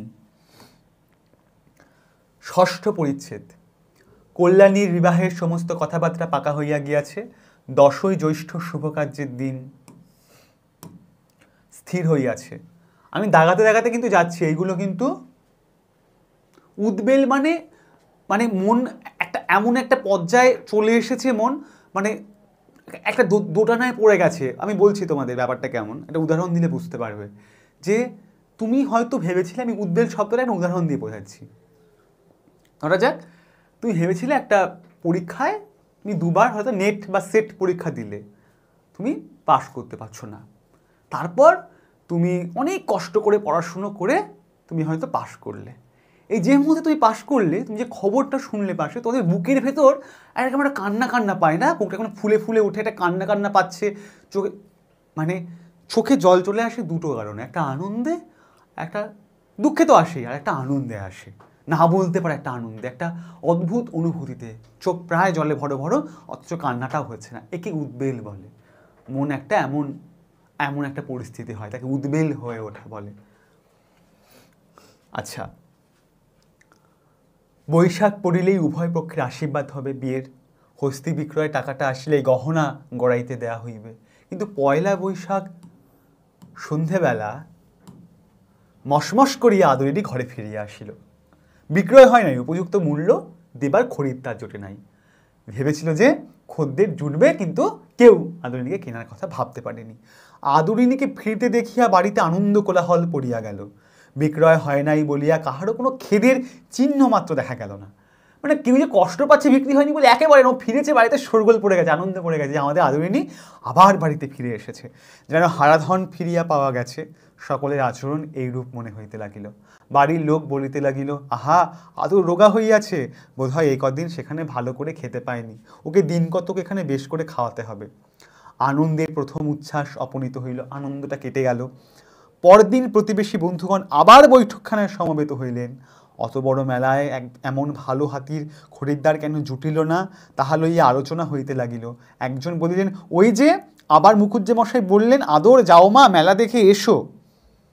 তাই বিক্রি হলো না। উনি তো আর আজকালকার মুরগিখোর ব্রাহ্মণ নন, ওর মুখ দিয়ে ব্রহ্মবাক্য বেরিয়েছে, সে কথা কি নিষ্ফল হবার জো আছে? কথায় বলে ব্রহ্মবাক্য বেদ বাক্য। তখন না মুরগির মাংস খাওয়াটাকে খুব একটা খারাপ দৃষ্টিভঙ্গিতে দেখা হতো, মানে অনাচার হিসেবে দেখা হতো। তা এই কথা বলতে বলতে যখন বলেছে যে মা মেলা দেখে এসো, তিনি যেহেতু মুরগি খেতেন না, ব্রাহ্মণ, তাই তার কথা সত্যি হয়ে গেছে, সে সত্যি ফিরে এসেছে। বামুনহাটের মেলা ভাঙিয়া সেখান হইতে আরও 10 ক্রোশ উত্তরে রসুলগঞ্জে সপ্তাহব্যাপী আর একটা মেলা হয়। কত দূরে? 10 ক্রোশ। এটা আবার দাগাও, রসুলগঞ্জ বলে বামুনহাটের থেকে দূরে উত্তরে রসুলগঞ্জ বলে একটা জায়গায় 1 সপ্তাহ ধরে বেলা হয়, যে সকল গো মহিষাদি মানে গরু ও মোষগুলো বামুনহাটে বিক্রি হয় না সেসব রসুলগঞ্জে গিয়া জমে, সেইখানে আদরিণীকে পাঠাইবার পরামর্শ হইল। তাহলে এই রসুলগঞ্জে মেলায় যেগুলো বিক্রি হয় না আবার সেখানে পাঠিয়ে দেওয়া হলো। আজ আবার আদরিণী মেলায় যাইবে, আজ আর বৃদ্ধ তাহার কাছে গিয়া বিদায় সম্ভাষণ করিতে পারিলেন না।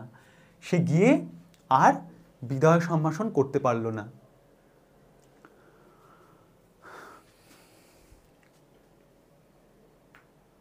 না দেখো, মুরগি খাওয়ার সাথে সত্যি কথা কোনো সম্পর্ক নেই। সে সময় তো পুরনো মানুষজন কিছু বিশ্বাস নিয়ে, কিছু সংস্কার নিয়ে তারা বাঁচে আর কি। তো ভাবতে আগে বিদেশে গেলে, আমেরিকা, লন্ডন কোথাও গেলে নাকি মানুষ অশুদ্ধ হয়ে যায় এরকম, বা জাত যায় এরকম অনেক জিনিসপত্র। গঙ্গা জল খেলে শুদ্ধ হয়, মুরগি খেতে নেই, বিদেশ যেতে নেই, মেয়েদের সতীদাহ প্রথা ছিল সে সময়, বহু বিবাহ ছিল, সেরকম কোনো সংস্কার, সেটা সত্যি কথা কোনো সম্পর্ক নেই। আচ্ছা, আজ আবার আদরিণী মেলায় যাইবে, আজ আর বৃদ্ধ তাহার কাছে গিয়া বিদায় সম্ভাষণ করিতে। আর জয়রাম গিয়ে সে হাতির কাছে দাঁড়াতেই পারল না, এত তার কষ্ট হতে লাগলো। রীতিমতো আহারাদির পর আদরিণী বাহির হইয়া গেল। কল্যাণী আসিয়া বলিল, নাতনি এসে বলল, কি বলল? দাদা মহাশয়, দাদু, আদর যাবার সময় কাঁদছিল। মুখোপাধ্যায় শুইয়াছিলেন, উঠিয়া বসিলেন, বলিলেন, কি বললি? কাঁদছিল? হ্যাঁ দাদামশাই, যাবার সময় তার চোখ দিয়ে টপ টপ করে জল পড়তে লাগলো। বৃদ্ধ আবার ভূমিতে পড়িয়া দীর্ঘ নিঃশ্বাসের সহিত বলিতে লাগিলেন, জানতে পেরেছে ওরা অন্তর্যামী কিনা, ও বাড়িতে যার ফিরে আসবে না তা জানতে পেরেছে। বৃদ্ধ আবার ভূমিতে পড়িয়া দীর্ঘশ্বাসের সহিত বলিতে লাগিলেন, জানতে পেরেছে ওরা অন্তর্যামী কিনা, ও বাড়িতে আর ফিরে আসবে না তা জানতে পেরেছে। নাতনি চলিয়া গেলে বৃদ্ধ শ্রাশ্রু নয়নে ভেজা চোখে আপন মনে বলিতে লাগিলেন, যাবার সময় আমি তোর সঙ্গে দেখাও করলাম না, সে কি তোকে অনাদর করে? না মা, তা নয়, তুই তো অন্তর্যামী, তুই কি আমার মনের কথা বুঝতে পারিসনি? খুকির বিয়েটা হয়ে যাক, তারপর তুই যার ঘরে যাবি তাদের বাড়ি গিয়ে তোকে আমি দেখে আসবো, তোর জন্য সন্দেশ নিয়ে যাব, রসগোল্লা নিয়ে যাব, যতদিন বেঁচে থাকবো তোকে কি ভুলতে পারবো? মাঝে মাঝে গিয়ে তোকে দেখে আসবো, তুই মনে কোনো অভিমান করিসনি মা। এই কথা সে বলছে। আরেকটা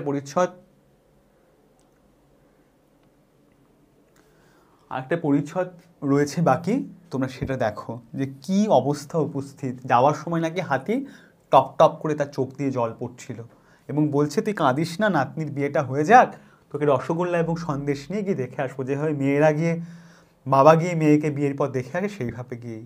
7ম পরিচ্ছেদ শুরু হচ্ছে। পরদিন বিকালে একটি চাষি লোক একখানি পত্র আনিয়া মুখোপাধ্যায় মহাশয় হস্তে দিল। পত্র পাঠ করিয়া ব্রাহ্মণের মাথায় যেন বজ্রাঘাত হইল, মাথায় যেন বাজ পড়ল। কি হয়েছে? মধ্যম পুত্র মেল ছেড়ে লিখিয়াছে, বাটি হইতে 7 ক্রোশ দূরে আসিয়া করল বিকেলে, গতকাল বিকেলবেলা আদরিণী অত্যন্ত পীড়িত হইয়া পড়ে, তাই সে অসুস্থ হয়ে পড়ে, সে আর পথ চলিতে পারে না। রাস্তার পাশে একটি আমবাগানে শুইয়া পড়িয়াছে, তাহার পেটে বোধ হয় কোনো বেদনা হইয়াছে। সুরটি উঠাইয়া মাঝে মাঝে কাতর স্বরে আর্তনাদ করিয়া উঠিতেছে। মাহুত যথাবিদ্যা সমস্ত রাত্রি চিকিৎসা করিয়াছে, কিন্তু কোনো ফল হয় নাই। বোধ হয় আদরিণী আর বাঁচিবে না। একটা চাষিরও খবর নিয়ে এসছে, আদরিণী বোধ হয় আর বাঁচবে না, তার বোধ হয় খুব অসুস্থ হয়েছে, তার পেটে বোধ হয় কোনো ব্যথা হচ্ছে, যে মাহুত সেও চিকিৎসা করে কিছু ফল করতে পারেনি। শবদেহ প্রথিত করবার জন্য নিকটেই একটু জমি বন্দোবস্ত লইতে হবে, একটা জমি কিনতে হবে, কারণ মনে হচ্ছে আদরিণী আর বাঁচবে না। তার যে মৃতদেহ পুঁতে ফেলার জন্য একটা জমি কিনতে হবে। সুতরাং কর্তা মহাশয় অবিলম্বে আসা আবশ্যক। বাড়ির মধ্যে গিয়া উঠানে পাগলের মতো পায়চারি করিতে করিতে বৃদ্ধ পড়িতে লাগিলেন, আমার গাড়ির বন্দোবস্ত করে দাও, আমি এখনই বেরোবো, আদরের অসুখ, যন্ত্রণায় সে ছটফট করছে, আমাকে না দেখতে পেলে সে সুস্থ হবে না, আমি আর দেরি করতে পারবো না। তখনই ঘোড়ার গাড়ির বন্দোবস্ত করিতে লোক ছুটিল। বধূরা অনেক কষ্টকে বৃদ্ধকে একটু দুগ্ধ মাত্র পান করাইতে সমর্থ হলেন। কিচ্ছু খায়নি, এই কথা শুনে সে কিচ্ছু খায়নি, শুধু বলছে আমার আদরের অসুখ, আমাকে এক্ষুনি গাড়ির বন্দোবস্ত করে দাও, আমি যাবো সেখানে। কিচ্ছু খায়নি সে বৃদ্ধ, শুধু একটু দুগ্ধ মাত্র, সামান্য একটু দুধ খেয়েছে। যেতে পারে প্রশ্ন, দাগালাম, খেয়াল করো, দাগাও। রাত্রি 10টার সময় গাড়ি ছাড়িল। জ্যৈষ্ঠপুত্রের সঙ্গে গেল, বড় ছেলের সাথে গেল। পত্রবাহক সেই চাষি লোকটিও কোচবাক্সে পড়িল। সেই ঘোড়ায় গাড়িতে করে 3 জন বৃদ্ধ, তার বড় ছেলে এবং যে চাষি খবর এনেছিল তারা তিনজনে মিলে এবার চলল সেই আদরিণীর উদ্দেশ্যে। পরদিন প্রভাতে গন্তব্যস্থানে পৌঁছিয়া বৃদ্ধ দেখিলেন সমস্ত শেষ হইয়া গিয়াছে। কি দেখলো? আদরিণী আর বেঁচে নেই। আদরিণী সেই নবঝর ধরবর্ণ বিশাল দেহখানি, নতুন মেঘের মতো রং, সেই বড় হাতি আম্রবনের ভিতরে পতিত রইয়াছে, আমবনের ভিতরে পড়ে আছে মারা যাওয়ার পর। মৃত্যু হয়ে গেছে সেই আদরিণীর, যে সেই কবে বাড়িতে এসেছিল ছোট অবস্থায়, অল্প বয়স অবস্থায়, সেই বড় হয়ে সে আদরিণী পড়ে আছে আমবনের ভিতর। তাহা আজ নিশ্চল, নড়ছে চড়ছে না, নিষ্পন্দ, নড়ছে না। বৃদ্ধ ছুটিয়া গিয়া হস্তিনীর শবদেহ নিকট লুটাইয়া পড়িয়া তাহার মুখের নিকট মুখ রাখিয়া কাঁদিতে কাঁদিতে বারংবার বলিতে লাগিল। হাতির মুখের কাছে কি মুখ নিয়ে বারবার বলছে, অভিমান করে চলে গেলি মা, তোকে বিক্রি করতে পাঠিয়েছিলাম বলে তুই অভিমান করে চলে গেলি। এইটা জয়রাম ভুলতে পারছে না, যে এই বিক্রির জন্য ও মারা গেল, ও বুঝে গেল যে বাড়ি ছেড়ে চলে যাচ্ছে, এই জন্য অভিমান করে মৃত্যুকে বরণ করলো। বৃদ্ধ কাঁদতে কাঁদতে বলছে, শেষ লাইন গল্পের একদম শেষ লাইন। ইহার পর 2টি মাস মাত্র মুখোপাধ্যায় মহাশয় জীবিত ছিলেন। আর মাত্র 2 মাস 60 দিন মাত্র এই ঘটনার পরে জয়রাম বেঁচে ছিলেন। তারপরেই তিনি মারা যান। তার আদরিণীর সাথে সাথে তার আদরিণীর মৃত্যু শোকে তিনি আর মাত্র 2 মাস বেঁচে ছিলেন। হ্যাঁ, অভিমান তো হবেই, পশুরাও তো বোঝে গো। আচ্ছা, এই গল্প শেষ হলো তোমাদের। এইবার তোমরা একটু লিখে জানাও যে গল্পটা কেমন লাগলো তোমাদের। গল্পটা মানে তোমরা যাদের পশু আছে বাড়িতে তারা বোঝো যে কেমন একটা সম্পর্ক গড়ে ওঠে একটা মানুষের সাথে। গল্পটা কেমন লাগলো এবং কোথাও বুঝতে কোনো অসুবিধে হলো কিনা, কোথাও যদি কোনো প্রশ্ন থাকে একটু আমাকে লিখে। না, বিক্রি না করলেই পারতেনটা তো হতো না গো, কারণ তার তো বিক্রি যে তিনি তো ইচ্ছে করে বিক্রি করেননি। তিনি তো দেখলে তোমাদের বাড়ির পরিস্থিতিটা, মানে কীরকম করে তার সন্তান, তার নাতনির বিয়ে, তাদের নতুন ছেলে মেয়ে, তো খুব কাঁদতে কাঁদতে বিক্রি করেছেন, কিন্তু মন থেকে চায়নি গো বিক্রি করতে। আচ্ছা দেখো, তোমরা একটু জানাও। আচ্ছা তোমরা বোধহয় তোমরা যারা এখানে আছো একটু একটু লিখে আমায় জানাও, তোমাদের সেই মহেশ মনে আছে? গফুর মিয়ার গল্প। মহেশ পড়েছো শরৎচন্দ্র চট্টোপাধ্যায়ের? হ্যাঁ, ছেলেগুলো কোনো কাজ পারে না। ছেলেগুলো যদি কাজটা একটু করতো ঠিকঠাক করে, তাহলে বোধহয় এতটা অবস্থাটা এরকম সঙ্গীন হয়ে যেত না।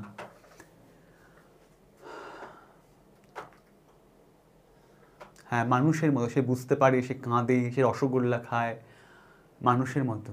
আচ্ছা, যারা বুঝতে পেরেছো জানাও, কোনো প্রশ্ন থাকলে জানাও। এবং এই শব্দাস্ত ব্যাচ তোমাদের শুরু হয়ে গেছে। কাছের বন্ধুবান্ধব যারা পড়াশোনা করছে, যারা মনে করছো যে এই ব্যাচটা নেওয়া প্রয়োজন, জানাও। 3rd এবং 4th সেমে শুধু বাংলা নয়, বাংলা এবং ইংরেজি এই দুটোই একসঙ্গে তোমাদের বন্দোবস্ত করা হয়েছে। 999 টাকার মাধ্যমে তোমাদের সাথে এই বাংলা এবং ইংরেজি দুটো বিষয় যত্ন করে, আমি ছাড়াও ম্যাডাম তোমাদের ইংরেজি ক্লাস নেবেন, সেটা রয়েছে। আর তোমাদের আগুন ব্যাচ যেভাবে চলছে সেটা তো চলছে। আর তোমরা এই নতুন যে চ্যানেলটি রয়েছে সেটা তোমরা দেখবে, এখানে তো ক্লাস দেওয়া হচ্ছে, সেটা তো প্রশ্নোত্তরের সুযোগ নেই, শুধু টেক্সটটা পড়ানো হচ্ছে, সেটা আপলোড হচ্ছে, সেটা দেখে নেবে একটু তোমরা। 11-12 যে বিষয়টা আছে সাবস্ক্রাইব করবে, লাইক কমেন্ট করে জানাবে সে সমস্ত বিষয়। একটু জানাও যে কোনো রকম, আসলে আমাকে বই টেক্সটটা একটু এটা দাও, বইটা একটু দাও। হ্যাঁ, একটু জানাও। রায় মার্টিন কিনতে পারো। আচ্ছা, ক্লাস ভালো লেগেছে, ভালো লাগছে। আর একটু প্রশ্নের ধরনটা তোমাদের দেখাই, কেমন প্রশ্ন হচ্ছে।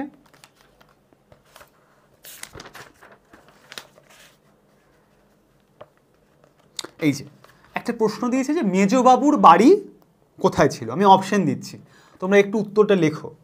মেজবাবুর বাড়ি কোথায় ছিল? কলকাতা, বেনারস, বাঁকুড়া না পীরগঞ্জ? এটা প্রশ্ন। মেজবাবুর বাড়ি কোথায় ছিল? কলকাতা, বেনারস, বাঁকুড়া নাকি পীরগঞ্জ? 1 2 3 4 চারটে অপশন, তোমরা সংখ্যাটা লিখলেই হবে। 1-এ আছে কলকাতা, 2-এ বেনারস, 3-এ বাঁকুড়া, 4-এ পীরগঞ্জ। আচ্ছা, এই তো সকলেই উত্তর লিখছে। আচ্ছা, পীরগঞ্জ একদম। কার বিয়ের নিমন্ত্রণ এসেছে? আদরিনীর 1 নম্বরে, 2 নম্বরে মেজবাবুর মেয়ের, 2 নম্বরে বড়বাবুর মেয়ের, 3 নম্বর, 4 নম্বর কল্যাণীর। কার বিয়ের নিমন্ত্রণ উপলক্ষে দুজন লোক বলতে এসেছিল? আদরিনীর, মেজবাবুর মেয়ের, বড়বাবুর মেয়ের না কল্যাণীর? 2। এই তো মেজবাবু। দেখেছো, আমি তো বললাম না যে টেক্সটটা। আচ্ছা, এখানে একটা অদ্ভুত প্রশ্ন দিয়েছে, দেখো। জয়রাম মোক্তারের হৃদয়খানি কিরূপ? সেটা অপশন হচ্ছে নারকেলের মতো শক্ত, জিলেপির মতো প্যাঁচালো, লৌহ কঠিন না কুসুমের মতো কোমল। 1 2 3 4। 1-এ আছে নারিকেলের মতো শক্ত, জিলেপির মতো পেঁচালো, লৌহ কঠিন না কুসুমের মতো। খুব মজার প্রশ্ন। 4 নাম্বার। হ্যাঁ, এই তো উত্তর পারা যাচ্ছে তো। আচ্ছা, একটু প্রশ্ন দেখি। আচ্ছা, শ্রীযুক্ত জয়রাম মুখোপাধ্যায়ের আদি নিবাস কোথায় ছিল? 1-এ বরিশাল, 2-এ খুলনা, 3-এ যশোর, 4 ঢাকা। 1-এ বরিশাল, 2-এ খুলনা, 3-এ যশোর, 4-এ ঢাকা। কি হবে এইটা? জয়রাম মুখোপাধ্যায়ের আদি নিবাস কোথায়? 3 বাহ বাহ বাহ, চমৎকার। এই তো যশোরে।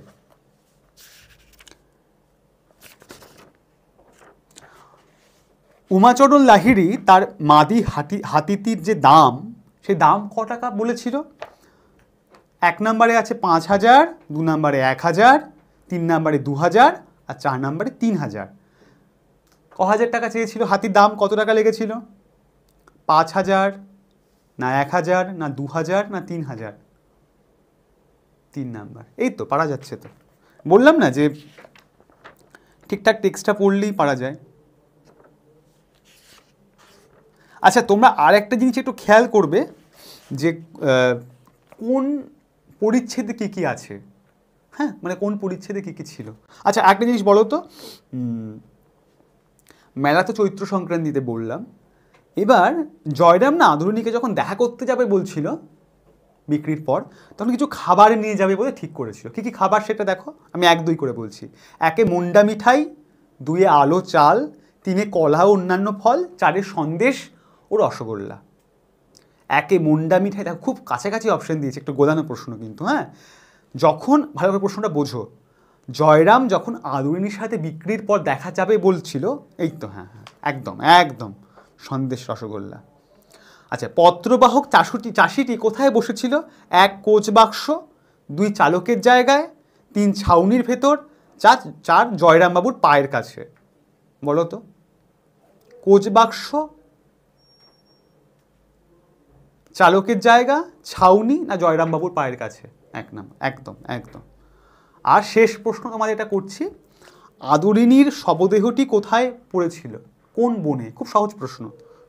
রাস্তার পাশে, লিচু বনের মধ্যে, আম বনের মধ্যে না পথের মাঝখানে? 1 রাস্তার পাশে, 2 লিচু বন, 3 আম বন, 4 পথ।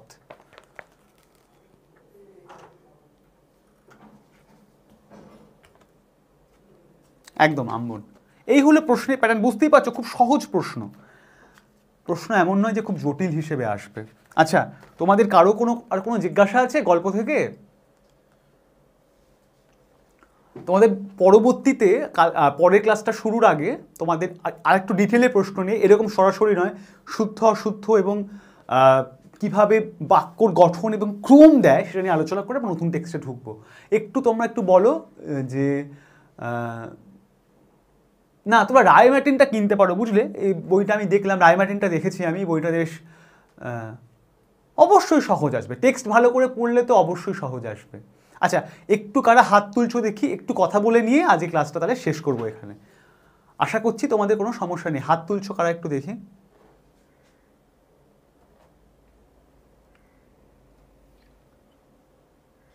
হ্যাঁ, রোশনি বলো। হ্যাঁ বলো রোশনি, বলো। হ্যাঁ, শোনা যাচ্ছে, বলো। হ্যাঁ, আচ্ছা, কোচ বাক্স মানে হলো গিয়ে ঘোড়ার গাড়ির বসার যে জায়গাটা তাকে কোচ বাক্স বলা হয়। যিনি ঘোড়ার গাড়ি চালান তাকে কোচওয়ান বলে, আর যে বসার জায়গাটা তাকে কোচ বাক্স বলে। হ্যাঁ স্যার বুঝতে পারলাম। আর স্যার আরেকটা নবজলধর বর্ণ মানে? নবজলধর বর্ণ মানে নব মানে নতুন, জলধর মানে মেঘ, বর্ণ মানে রং, মানে নতুন মেঘের মতো রং। কালো একটা নতুন একটা মেঘ হয় আকাশে, যেমন ছোট হাতি ছিল, বড় হয়ে নতুন মেঘের মতো রঙাওলা হাতের মতো লাগছে। হ্যাঁ স্যার বুঝতে পেরেছি। ঠিক আছে গো, বেশ বেশ। আচ্ছা নার্গিস কি বলছো দেখি। নার্গিস বলো, গল্পটা বোঝা গেছে? হ্যালো স্যার, হ্যাঁ বলো। বললাম গল্পটা বোঝা গেছে তো? কেমন আছেন? ভালো আছি ভালো আছি গো। স্যার বলছি স্যার, মানে ওই যে ভাষা বইটা আছে না? হ্যাঁ পড়িয়ে দেবো। আমার একদম রুটিন করা আছে, তোমাদের পরীক্ষার আগে একদম টেক্সট শেষ করে। না বলো, হ্যাঁ কি বলছিলে, কবে পড়াবো তাই বলছো?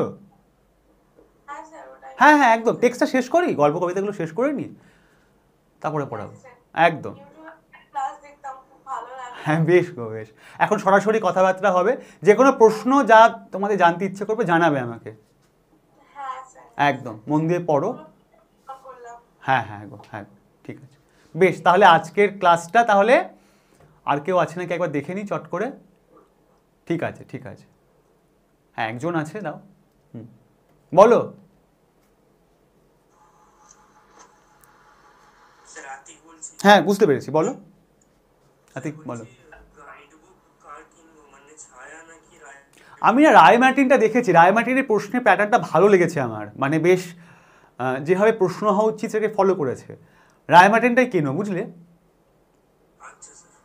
আর প্রিন্ট আউট করে নেবে কিন্তু টেক্সটটাকে, যেগুলো দাগিয়েছি পড়ো, পরের ক্লাসে আরও প্রশ্ন নিয়ে আলোচনা করে নতুন টেক্সটে ঢুকবো, কবিতায় ঢুকবো পরের দিন। ঠিক আছে বেশ। আজ ক্লাসটা তাহলে এখানে শেষ করছি, আবার পরের ক্লাসে তোমাদের সাথে দেখা হচ্ছে। আচ্ছা স্যার। হ্যাঁ গো হ্যাঁ ঠিক আছে, চলো।